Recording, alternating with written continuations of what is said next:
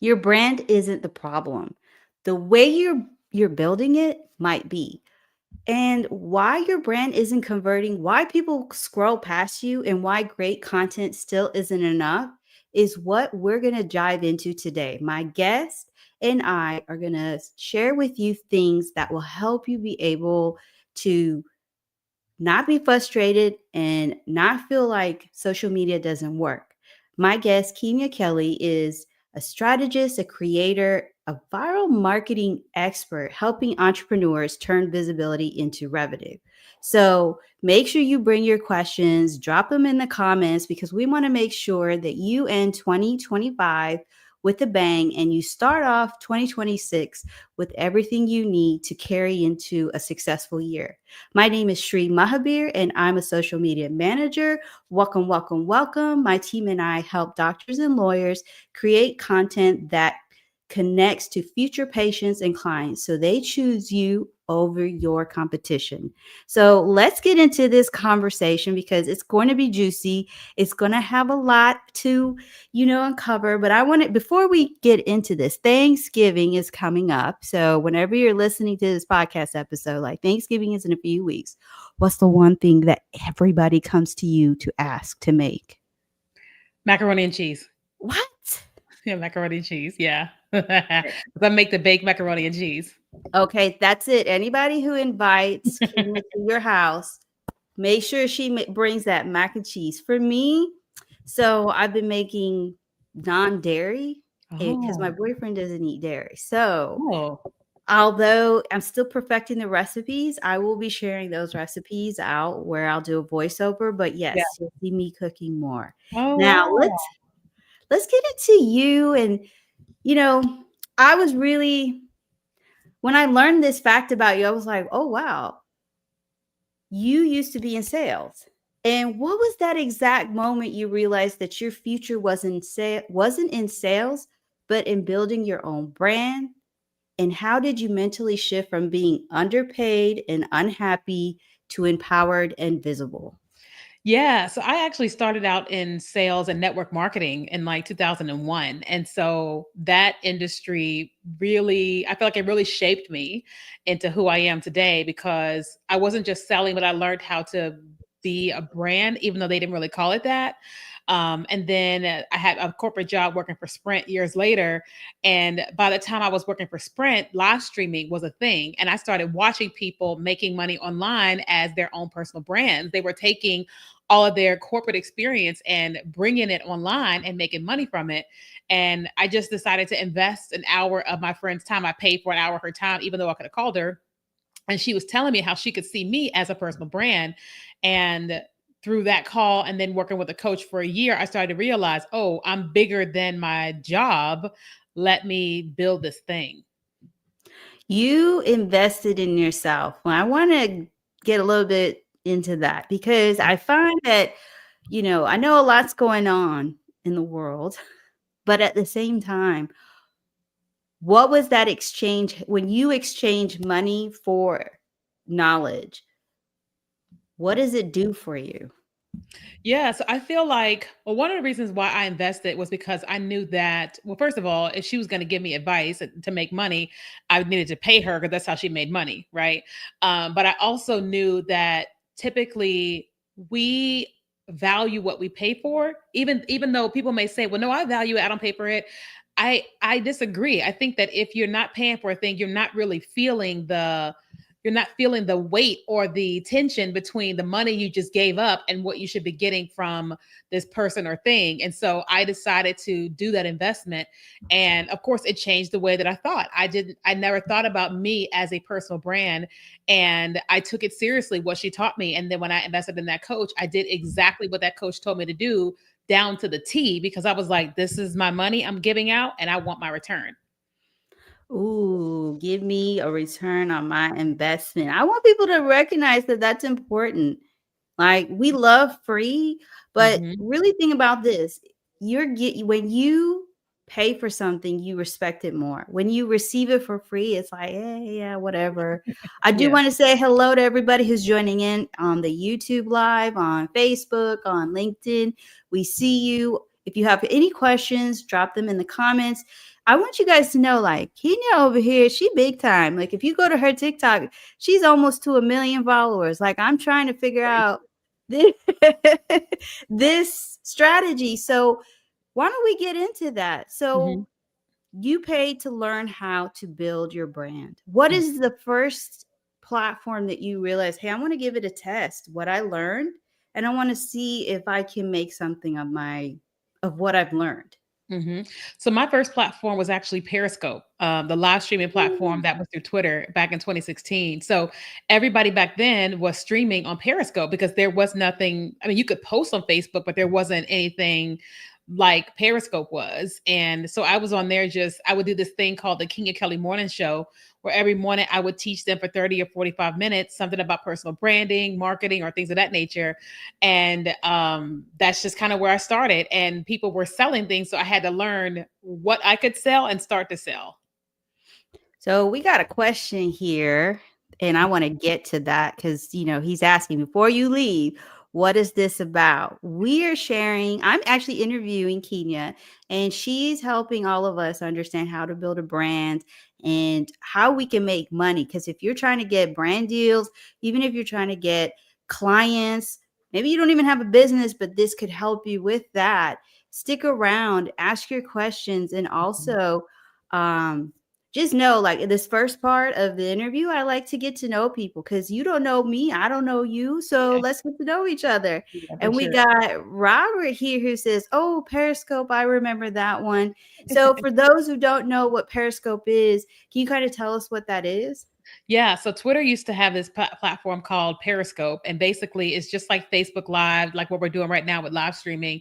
And it was an opportunity for you to be able to stream and teach and talk and engage with people all around the world. So when you streamed, you didn't just hit people that you knew, you hit anybody, everybody, that people could all over the country and all the world could come into your stream and actually watch you. So I'm here answering comments and questions. Someone is just saying hello. Hello to you as well. Thanks for joining us. So let's get into this. We're here. It's 2025. It's almost Thanksgiving. What do I need to keep in mind when it comes to posting content during the holiday season? hmm So, well, one of the things that it's really dependent upon what your, I guess, what your goals are for your business, and then how you look at the holidays. So, some people during the holidays they take time off. They're like, "I'm not. That's my time off. I've been working all year long. It's my time off. I'm not going to post." That's okay if that's what you choose to do. For me personally, I am like, I'm a business, and I'm like Starbucks. Starbucks is open every day, so I want to make money every day. So our team is preparing all of our content and our strategy right now for the holidays. So that way, all that stuff is scheduled. And while I'm on vacation, because I'm taking myself on a cruise for Christmas and my whole team is off for a week, um, our content will still be out there and it'll still be making us money. We'll still be running ads during that time because we still want to make money. And so if someone wants to make money during the holiday time, then they should be posting content. But you can plan that to where it's working for you, and you can kind of use some automation to like respond to things for you, so you can be present with whoever you want to be present with, but online you're still making money because people are still buying. Oh, yes, we forget that. Even though you're taking off, people are still buying, especially like we're looking for those Black Friday deals, we're Yeah, looking for those Christmas deals because everybody has a family member that they don't like and they want to buy it at dirt cheap prices. So that's funny. I kind of want to get into because we have a guest or actually a viewer, Deja. She actually is a social media manager for churches. And what is something that you would suggest to maybe even a church if they're posting content that could help her, especially if they're not, they're not selling anything. What they're trying to do is get people to come to church. Yeah. So it's basically like brand awareness, So it's like anytime you are building anything, whether it's a church, you're an influencer or whatever, you're trying to make people know that you exist, right? Because if you're not creating content somewhere, then you're hiding. If everybody is watching TV and you don't have an ad out there, if everybody's on social media and you don't have content there, then whoever is advertising the most, that's the one you see, right? That's why we all know McDonald's, because not because McDonald's has the best food, but because McDonald's is always advertising. And that mom and pop business that is not advertising, nobody knows that they exist.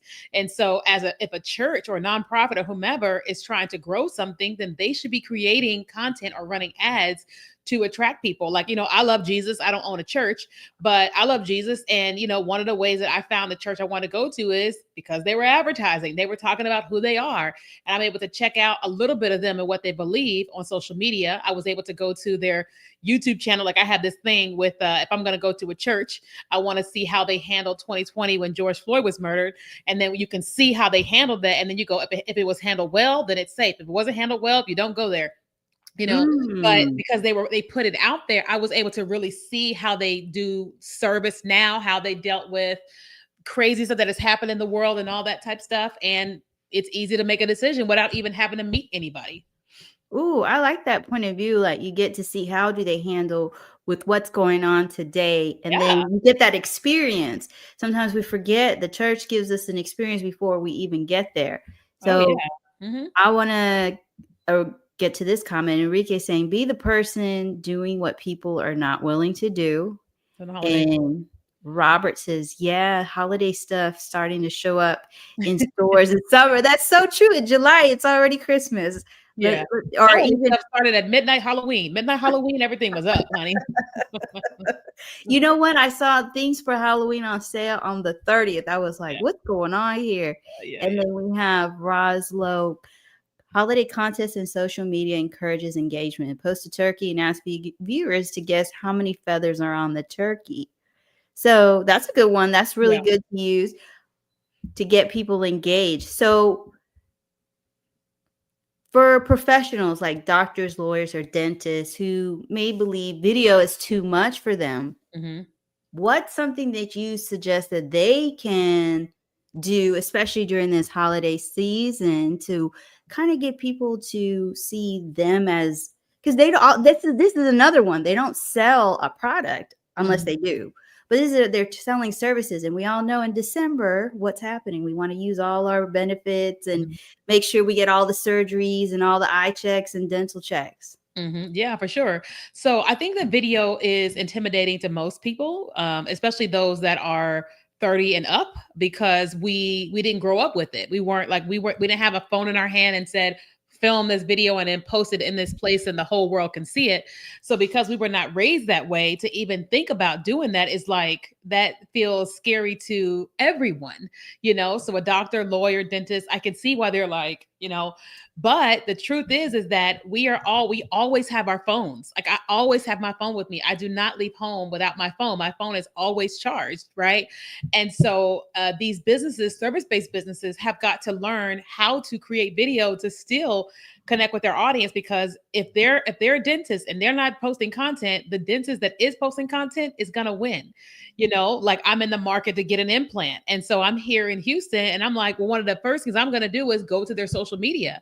Yes, I'm going to go to their website, but I want to see what are the reviews. I want to see how are they posting. What I want to see what that experience is before I waste my time, book an appointment, go see them and waste money. But that just because a doctor or lawyer or dentist may not want to be in the videos, it doesn't mean that they have to, but they need to have somebody that they pay to actually create the content for them being in the videos if they don't want to be the ones in them. You just have been sharing everything that I've been telling people. I'm going to use this clip to make content because it's beautifully said. Your competition is, watching what you're doing and what you're not doing. And I'll tell you, for doctors, your competition is, yes, your other practices that do what you do, but it's also hospital systems too. Yeah. They're like, they have 20 different, you know, profiles on one platform. And Mm-hmm. you over here with one. So just Yeah. think about that. How are people finding you? Because if you're afraid of the way you look, I don't like the way I look all the time, especially when the gray hairs are coming out. But we still show up. And I Yeah. got in my DMs from Roslow, what software do you use to split screen on your LinkedIn Live? Can you do a split screen on different apps, or it's just something on LinkedIn offers? I'm actually using StreamYard, and that's just how it's showing up, because I'm also looking at it from my phone for YouTube, and it looks great on YouTube. So I'll just say StreamYard, giving them a shout Yeah. out. I'll send you the link so you can get a $25 credit. But if you guys have questions, definitely drop them in the comments, especially because, we have, even if you're like, let's say, I don't have a, Black Friday deal, but I do have a coaching package. I Mhm. do have an ebook. Mhm. And this is something that you talk about in some group that you have. Can you tell me more about that group and what can we do? How do we join? Yeah. So first thing, let me say to y'all about the Black Friday offer. So if you're going to offer something for Black Friday, please do not offer your coaching. Okay. If it requires you to show up live to it, don't offer it, right? Because like I offer one-on-one coaching. If I discount it, I still have to do the same hour, right? I always tell my clients discount things that are automated, like a digital course, an ebook, or something like that. So that's because I made the mistake many years ago, and I was like, oh, it was terrible. But what we do, like we have different ways that we work with people. We work with people in companies one to one where we coach them, we coach their teams. We have like a digital course that also comes with group coaching, but we also have a membership that we currently call Invisible to Influential, where we teach influencers, content creators, and business owners how to create content on social media that grows their brand and grows their bottom line, their revenue. So, how do you have the link? You could, if you could drop it. I don't know why I Yeah, don't sure. have the link. I usually do, but for some reason, I have everybody go to your website because you had all your socials there. But Yeah, I yeah, for do sure. I'll put it in our want, chat. It won't let me put it won't let me talk in your chat, but I can put it in our private chat. okay, and I'll share it in the comments for everybody. Okay. But my daughter's saying hi, hi, Sabina. Hi. And then we have Ashwin who's saying, I didn't grow up with video at all. I'm 44, old school, and this makes me cringe, but trying to do it anyway. Yeah. So, for your clients who come in and say, oh my God, this is so cringe, what are a few things you share with them to help them get past that cringe feeling? Yeah. Well, the funny thing is, I just made a post earlier today, and I said, post the content, even though your friends from high school are watching.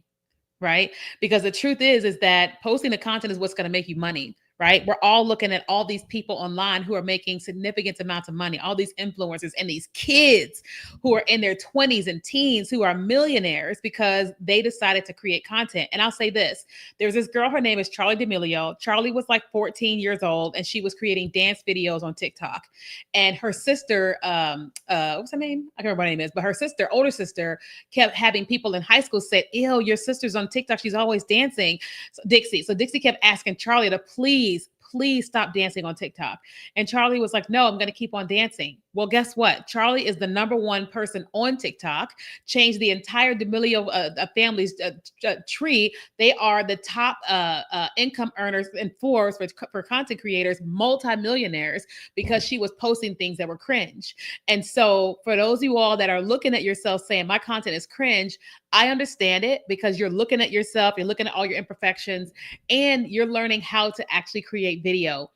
So one, it's going to be important for you to actually learn the art of creating video and learning to just appreciate the fact that this is how you look. This is your hairline. These are your eyes. That's your nose. That's your lips. It's how you sound, right? Like I had so many issues with so many things about myself.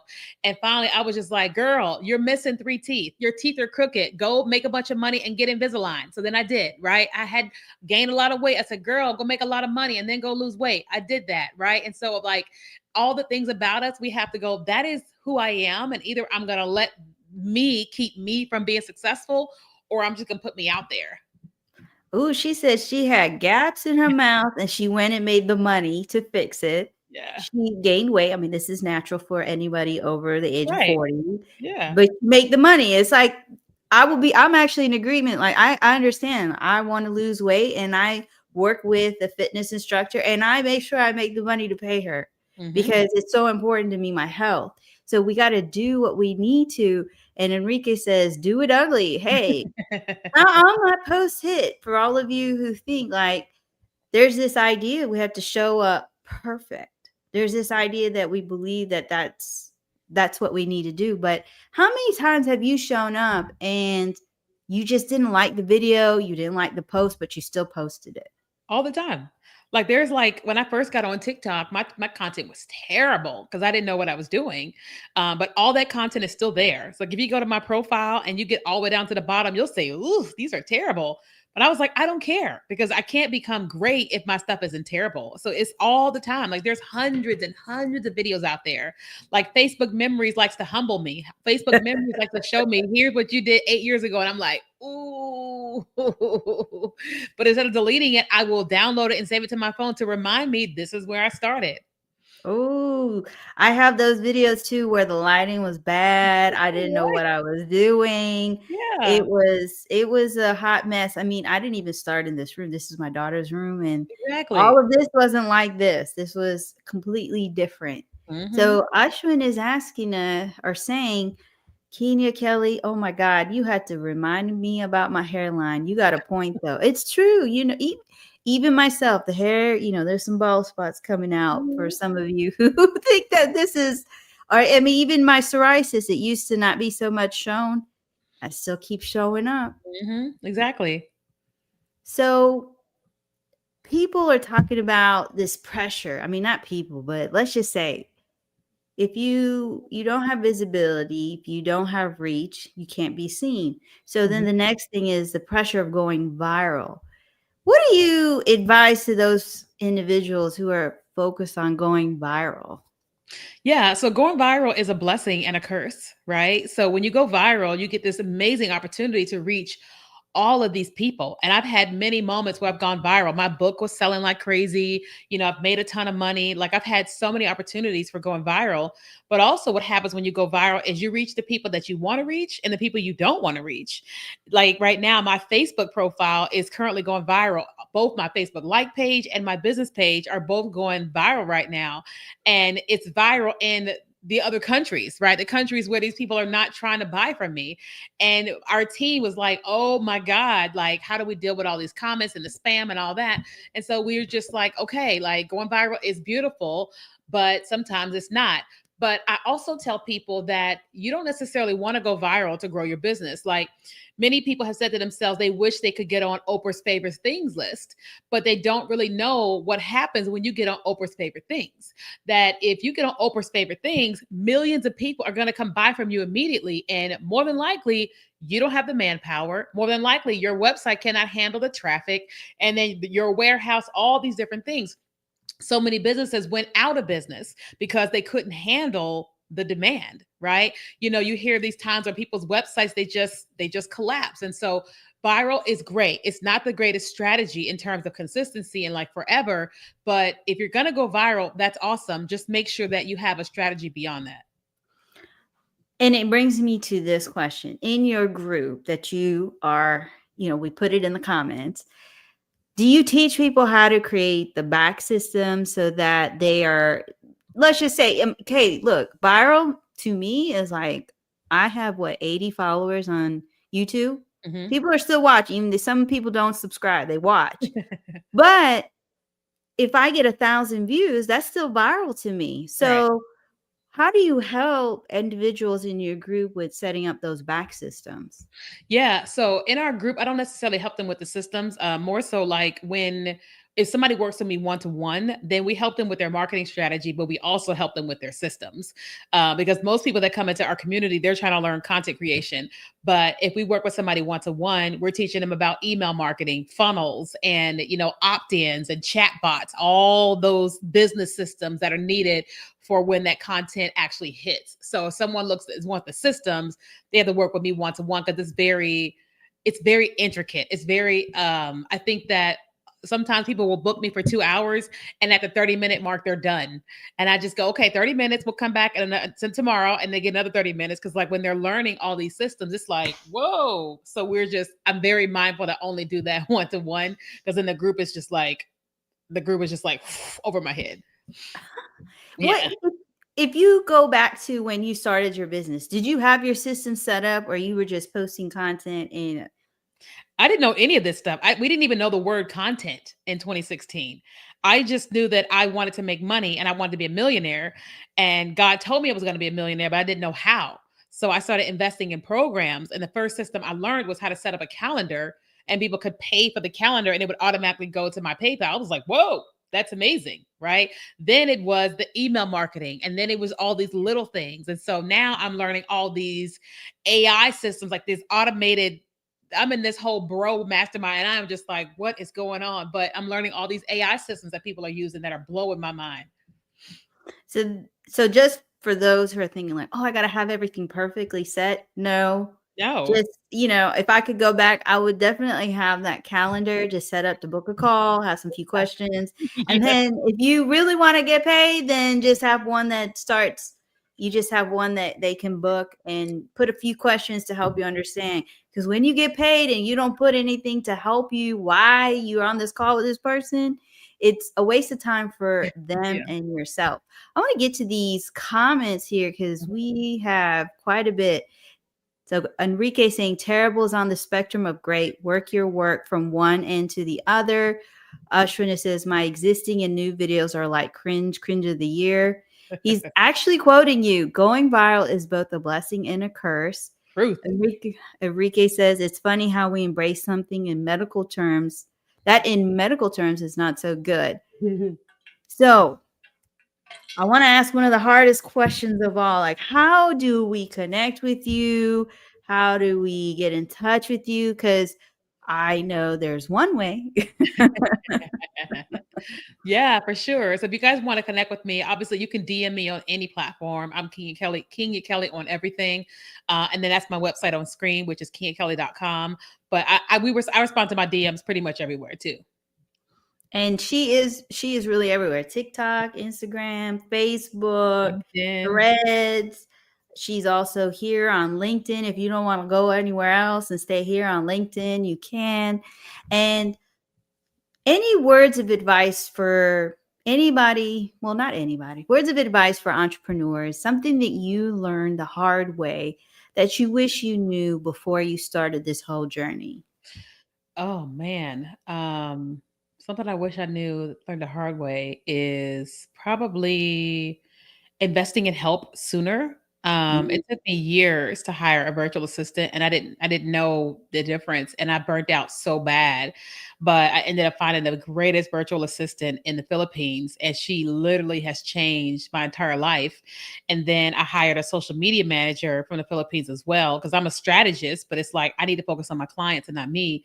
And so I say if you need to take a pay cut to hire people because they're going to help you make money, make more easier and faster than you trying to do it by yourself. But I would also tell anybody who, if you're asking me what one bit of advice I would give you for 2026, you've got to get on TikTok right now because for 5 years, the American government has been saying TikTok is bad. 5 years, but still millionaires were made. And now that the TikTok deal has been signed between us and China, the amount of millionaires that's going to be made is going to be significant because now the US government is going to be saying TikTok is good. So if people make millions from the government saying TikTok is bad, what's going to happen when they really start promoting it and pushing it in a way that they never have since it's been in the US? And if you feel pressured that you don't want to be there, you don't, but you do need to pick a platform. That's basically where I would say Mhm. there's YouTube, there's LinkedIn, there's definitely TikTok, there's Facebook, there's Instagram. These are all platforms where you can show up and Mhm. if you want to make it even easier, I always say start with Instagram because then it posts to your Facebook. And then, you want to learn about TikTok, you want to learn all this stuff, definitely join Kenya's group because if you don't, the price goes up in January. But if you just want to work with her one on one because you're like, you know what, I'm really serious about my business and I'm really serious about what I want to do for 2026, don't wait until 2026. Invest now because you will be ahead of the game when you get Yep. into 2026. And that's the thing that I learned the hardest is waiting until the year to start to do things instead of realizing you could start now before learn all like you really learn a lot of mistakes, but Yeah. then when you get into it, there's a flow. So I just want to say thank you to everybody who joined in. Roger saying that's a great point on TikTok. Very, very true. Roger. And we have on YouTube, Yolanda, do it now. Yes. I want to say thank you to everybody. Make sure if you're not following Kenya that you are, but we are going to do this. We're going to end the conversation here, and I'm going to invite you to come and join us because we're going to continue this conversation on Instagram. This episode will also drop and be up tomorrow or Saturday, where you can revisit all the tips that were shared by Keenya because they are really awesome. Thank you. So I just want to say thank you so much for being here today. Thank you, all the guests. And until the next live, which will be, I'm going to keep you guys guessing when that's going to be. So until then, bye, everybody. Guys.